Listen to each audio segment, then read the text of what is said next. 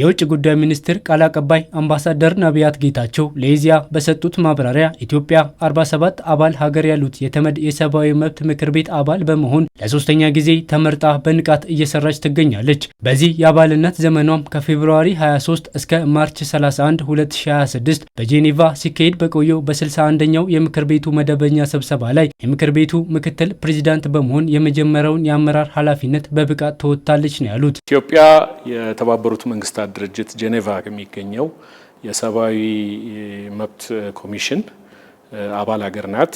61ኛው የሰብአዊ መብት ኮሚሽን ጉባኤን በምክትል ፕሬዚዳንትነት የማገልገል እድሉ አጋጥሟት ባለፈው ፌብሩዋሪ ወር ጀምሮ እስከ ማርች 31 ድረስ ምክትል ፕሬዚዳንት ሆና አገልግላለች። እንግዲህ ኢትዮጵያ በዚህ ቆይታዋ በተለይ በ61ኛው ጉባኤ ወቅት የተለያዩ ስራዎች አከናውናለች በምክትል ፕሬዚዳንትነቷ። ከነዚህ መካከልም የሚጠቀሰው በዋነኝነት 38 የሚሆኑ ዓለም አቀፍ የሰብአዊ መብት ጉዳዮችን የሚመለከቱ ውሳኔዎች የተላለፉበት ወቅት ነው። ከሀገር ተኮር ውሳኔዎች መካከል ከዩክሬንና ሩሲያ ግጭት፣ ቤላሩስ፣ የሶሪያና ጎላን አካባቢ ባሉ ጉዳዮች፣ በፍልስጤም እና ከደቡብ ሱዳን ጋር የተገናኙ ጉዳዮች ይገኙበታል። በእነዚህ ሀገር ተኮር ጉዳዮች ላይ አባል ሀገራቱ ከራሳቸው ብሔራዊ ጥቅም በመነሳት የመደገፍና የመቃወም ውሳኔ ማሳለፋቸውን ጠቅሰዋል። ኢትዮጵያም እንደ አባል ሀገር በተለያዩ ጉዳዮች ላይ አቋሟን ማንጸባረቋን ጠቅሰው ሀገራችን በመርህ ደረጃ ሀገር ተኮር ውሳኔን እንደማትደግፍ አንስተዋል። ሀገራችን በመርህ ደረጃ ሀገር ተኮር ውሳኔን አትደግፍም። እንደዚህ ያሉ ውሳኔዎች ከዚህ ቀደም እንደነበሩና ኢትዮጵያ እንደምትቃወምም አንስተዋል። በመርህ ደረጃ ኢትዮጵያ ካንትሪ ስፔሲፊክ ወይንም ሀገር ተኮር የሆኑ ውሳኔዎች ላይ አትደግፍም። እንዲህ ያሉ ውሳኔዎች እንደምታስታውሱት ሀገራችን ከፍተኛ ውጥረት በነበረችበት ሰዓት ኢክሪ በመባል የሚታወቀው እንዲሁ ሀገር ተኮር ውሳኔ በሰብአዊ መብት ምክር ቤት ኢትዮጵያ ላይ እንዲተላለፍ ከፍተኛ ጫና የተደረገበት ጊዜ እንደነበር ያው ሁላችንም የምናስታውሰው ነው። ይህንን ውሳኔ ኢትዮጵያና ሌሎች መሰል አቋም የሚያራምዱ ሀገራት በጋራ በመሆን ይህ ውሳኔ እንዲቀለበስ አድርገናል። ሀገር ተኮር ውሳኔዎች የሚባሉት የዓለም አቀፉን የፍርድ ቤት የዳኝነት ስልጣን የሚያጣቅሱ እና በአጠቃላይ የአንድን ሀገር ሉዓላዊነት ጥያቄ ውስጥ የሚጥሉ ውሳኔዎች በመሆናቸው ይህንን እንደ መርህ እንደ ሀገር የምንደግፈው አይደለም።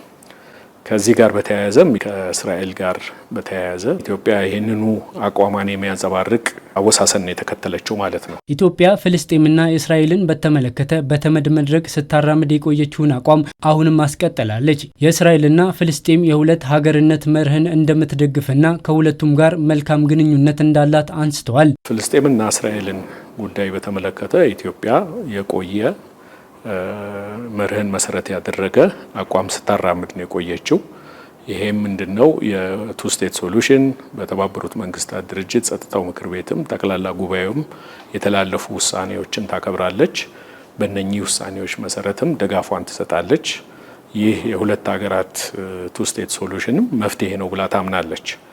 ከዚህ አንጻር ኢትዮጵያ በዚሁ በተባበሩት መንግስታት ሰብአዊ መብት ምክር ቤት የቀረበውን የፍልስጤም የራስ ገዝነት ውሳኔ ቁጥር HRC/61/L37 ደግፋ ድምጿን በመስጠት ይህንን ነባር አቋሟን አሁንም አስቀጥላለች። በሌላ በኩል በጉባኤው በመካከለኛው ምስራቅ ያለው ውጥረት ከአየር ትራንስፖርት፣ ከመርከቦች እንቅስቃሴ በቀጥታ ኢኮኖሚና በማህበራዊ ጉዳዮች ላይ የሚያሳድረውን ጫናና ስጋት ለጉባኤው መግለጿን ጠቅሰው አፋጣኝ ተኩስ አቁም እንዲደረግና መፍትሄ እንዲፈለግ ጥሪ ማቅረቧንም አንስተዋል። ሌላው ተጠቃሽ የሚሆነው በዚህ ሰብአዊ መብት ኮሚሽን ጉባኤ ወቅት የወቅታዊ የሆነው የመካከለኛው ምስራቅ ውጥረት ጋር የተያያዘው ነው።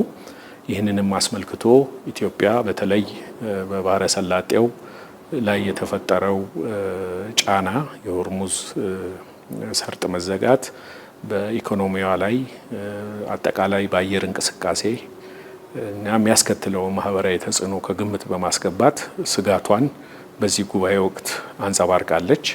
እንደ መፍትሄም እንዲህ ያለው ውጥረት ቶሎ ረግቦ መፍትሄ ወደሚያገኝበት ተኩስ አቁም ወደሚደረግበት ዓለም እንዲያመራ ጥሪዋን አሰምታለች።